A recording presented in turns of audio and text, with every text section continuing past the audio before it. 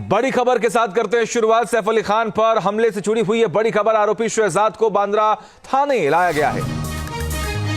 शहजाद को सैफ के घर ले जा सकती है पुलिस। कभी भी सैफ के घर ले जाया जा सकता है आरोपी। सैफ के घर पर हो सकता है क्राइम सीन रिक्रिएट। ये बड़ी खबर आपको बता रहे हैं। और क्राइम सीन रिक्रिएट करने को लेकर तमाम तैयारियां भी की गई हैं। सबसे बड़ी बात यहां पर यह है कि जो रिमांड मिली है पुलिस को आरोपी की, उसमें पूछताछ और पूछताछ में ही आज सीन रिक्रिएट करना है। और इस सीन रिक्रिएट में तमाम बड़े सवाल हैं, उनके जवाब भी मिल सकते हैं। आखिर आरोपी घर के अंदर दाखिल कैसे होता है, वहां पर किस पर सबसे पहले हमला होता है, ये तमाम वो सारे सवाल हैं जिनके जवाब तलाश रही है पुलिस। अब आपको जरा बताते हैं विस्तार से कि आखिर आरोपी पुलिस की गिरफ्त में कैसे आया, यानी कि पुलिस की स्ट्रेटजी क्या रही। देखिए, आरोपी शहजाद ने अपना गुनाह कबूला। जब उसे पकड़ा गया, उससे पूछताछ हुई। सैफ पर हमले के बाद शहजाद ने कबूली है कि हाँ, मैं ही वो शख्स था जिसने सैफ अली खान पर हमला किया। चोरी के इरादे से घर में घुस गया था, इस बात का भी जिक्र उसने किया। इसके अलावा पराठा पानी की बोतल के लिए उसने यूपीआई का इस्तेमाल किया। यूपीआई लेन देन के रिकॉर्ड ने उसे पुलिस की गिरफ्त तक पहुंचा दिया। बांग्लादेश का कुश्ती खिलाड़ी है आरोपी, इस बात का जिक्र हुआ है मीडिया रिपोर्ट में। कुश्ती के दाव से सैफ के गले पर चाकू मारा था, मीडिया रिपोर्ट की तरफ से यह भी खुलासा हुआ। और आरोपी ने पहले ही बांद्रा में जाकर रैकी की थी। आरोपी शहजाद के और मददगारों की भी तलाश लगातार की जा रही है। 1 करोड़ रुपए की चोरी करना चाह रहा था आरोपी। 7वीं मंजिल तक सीढ़ियों से चढ़ा और फिर उसके बाद पाइप के सहारे 11वीं मंजिल पर गया। यह अब तक पूछताछ में तमाम बड़े खुलासे हुए। वारदात के बाद वर्ली गया था आरोपी। वर्ली में आरोपी ने यूपीआई पेमेंट किया था। अब सबसे बड़ी बात यहां पर है कि किस तरीके से पुलिस ने कड़ी से कड़ी जोड़ी और उसके बाद आरोपी तक पहुंची। आरोपी को जहां से गिरफ्तार किया गया था वहां पर वो झाड़ियों में छिपा था। एक कंस्ट्रक्शन साइट थी, वहां पर टीम पहुंचती है, उसे गिरफ्तार करती है, पूछताछ की जाती है। और पूछताछ में तमाम जो बातें हमने आपको बताई वो सामने आई हैं। सैफ अली खान पर हमला करने का आरोपी 3 दिन बाद पकड़ा गया, लेकिन गिरफ्तारी से पहले करीब 72 घंटे तक वो पुलिस के साथ लुका छिपी का खेल खेलता रहा। स्मार्ट और हाईटेक मुंबई पुलिस को यह आरोपी किस तरह चकमा देता रहा और आखिरकार वो कैसे कानून की गिरफ्त में आया, पूरी कहानी आपको दिखाते इस रिपोर्ट में।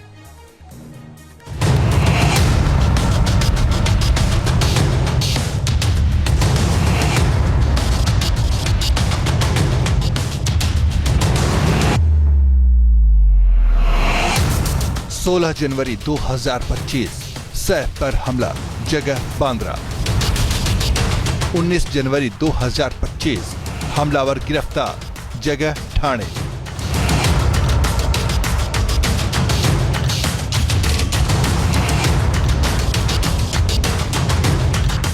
बहत्तर घंटे तक पुलिस को कैसे दिया चकमा। फिल्म स्टार सैफ अली खान पर जिस शख्स ने जानलेवा हमला किया वो करीब 72 घंटे से कानून को चकमा दे रहा था। मुंबई पुलिस दिन रात उसकी तलाश कर रही थी, लेकिन वो पुलिस के हाथ नहीं आ रहा था। लेकिन आखिरकार वो ठाणे में पकड़ा गया। सैफ पर चाकू से 6 बार भयानक हमला करने वाले मोहम्मद शरीफ उल इस्लाम शहजाद की गिरफ्तारी के बाद बड़े खुलासे हो रहे हैं। सैफ पर अटैक कर भागने के बाद वो किस तरह पुलिस के साथ लुका छिपी का खेल खेलता रहा, इसकी कहानी किसी क्राइम थ्रिलर फिल्म की स्क्रिप्ट जैसी है। पुलिस के मुताबिक शहजाद चोरी के इरादे से 15 और 16 जनवरी की दरमियानी रात बांद्रा के सतगुरु शरण अपार्टमेंट में सैफ के घर में घुसा था। एक आरोपी को उसमें अरेस्ट किया गया है। उस आरोपी का नाम मोहम्मद शरीफुल इस्लाम शहजाद है। मोहम्मद शरीफुल इस्लाम शहजाद, एज 30 इयर्स। अभी तक के इन्वेस्टिगेशन में ये समझ में आया है कि ये आरोपी चोरी के इरादे से उस घर में उसने एंटर किया था। सैफ के अपार्टमेंट में घुसते हुए शहजाद की तस्वीर सीसीटीवी में कैद हुई थी। सूत्रों के मुताबिक शहजाद उस रात सतगुरशन अपार्टमेंट पहुंचा था। वहां उसे कथित रूप से गार्ड सोता हुआ मिला। इसके बाद वो बिल्डिंग की 11वीं मंजिल पर पहुंच गया था। शहजाद ने डक्ट शाफ्ट के जरिए एंट्री की और सैफ के घर में दाखिल हो गया, जहां वो बाथरूम में छिप गया। उसने पहले मेड एलियाना और फिर सैफ को निशाना बनाया। सैफ अली खान पर हमले के बाद जब शहजाद भागने लगा तो उसके जुर्म का सबूत एक बार फिर बिल्डिंग में लगे सीसीटीवी कैमरे में दर्ज हो गया। लेकिन उसके बाद शहजाद का कोई अता पता नहीं था। वो कहाँ गया, कहाँ छिपा, इसकी कोई जानकारी नहीं मिल रही थी। आगे बढ़ने से पहले हम आपको शहजाद के बारे में बता दें। 30 साल का शहजाद बांग्लादेश का निवासी है और अवैध तौर पर मुंबई में रह रहा था। वो एक हाउसकीपिंग कंपनी में काम करता था। ये जो आरोपी है, यह आरोपी बांग्लादेशी ओरिजिन का है, ऐसा हमारा डाउट है। इसीलिए इस केस में एप्रोप्रिएट सेक्शंस की वाड़ की गई है और उस हिसाब से आगे का इन्वेस्टिगेशन किया जा रहा है। किन सेक्शंस को पासपोर्ट एक्ट में या फिर पासपोर्ट एक्ट के रेलेवेंट सेक्शंस इसमें अप्लाई किए गए हैं। शातिर शहजाद को एहसास था कि पुलिस उसके पीछे है, इसलिए वो लगातार बचने के लिए दांव चल रहा था। सूत्रों के मुताबिक सैफ पर हमला कर फरार होने के बाद वो टीवी देख रहा था ताकि उसे घटना से जुड़ा हर अपडेट मिलता रहे। बताया जाता है कि गिरफ्तारी के डर से उसने अपना फोन भी स्विच ऑफ कर लिया था। इस बीच पुलिस ने शहजाद को पकड़ने के लिए जाल बिछा दिया था। शहजाद को बांद्रा स्टेशन पर लोकल ट्रेन में चढ़ते हुए देखा गया, जहां उसकी तस्वीर सीसीटीवी में कैप्चर हो गई। शहजाद पुलिस की निगाहों से बचते हुए मूवमेंट कर रहा था। इसके बाद उसकी लोकेशन दादर स्टेशन के पास मिली, जहां वो ईयरफोन खरीदते हुए देखा गया।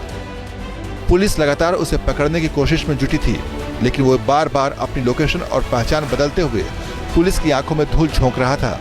आखिरकार एक बाइक वाला पुलिस के लिए अहम कड़ी साबित हुआ, जिसने पुलिस को शहजाद तक पहुंचा ही दिया। सूत्रों के मुताबिक पुलिस से बचने के लिए शहजाद वर्ली चला गया था, जहां से वो ट्रेन के जरिए ठाणे पहुंचा। ठाणे रेलवे स्टेशन पर उसने बाइक सवार को बुलाया, जिसकी मदद से शहजाद हीरानंदानी एस्टेट इलाके में पहुंचा। सूत्रों के मुताबिक पुलिस ने इसी बाइक सवार को ट्रैक किया और उसकी निशानदेही पर शहजाद को अरेस्ट कर लिया गया। आरोपी को गिरफ्तार करना इतना आसान नहीं था। Thane west Hiranandani metro construction site के जिस इलाके से आरोपी को गिरफ्तार किया गया है, ये ऐसा इलाका था जहां दिन तो क्या रात में भी लोग जाने से डरते हैं। आसपास घना जंगल, सांप, कीड़े, इस तरह का ये जंगल है और इसी जंगल के बीच में आरोपी छिपा बैठा था। लेकिन पुलिस ने बड़े ही फिल्मी अंदाज से पूरी तरह से ट्रैप बिछाकर आरोपी को इस जंगल से धर दबोचा। आशंका तो ये भी जताई जा रही है कि शहजाद बांग्लादेश भागने की फिराक में था, लेकिन वो अपने मंसूबे में कामयाब हो पाता, इससे पहले ही पुलिस ने उसे दबोच लिया। मुंबई से पंकज मिश्रा के साथ team news nation. News nation अब व्हाट्सएप पर खबरों की ताजा अपडेट के लिए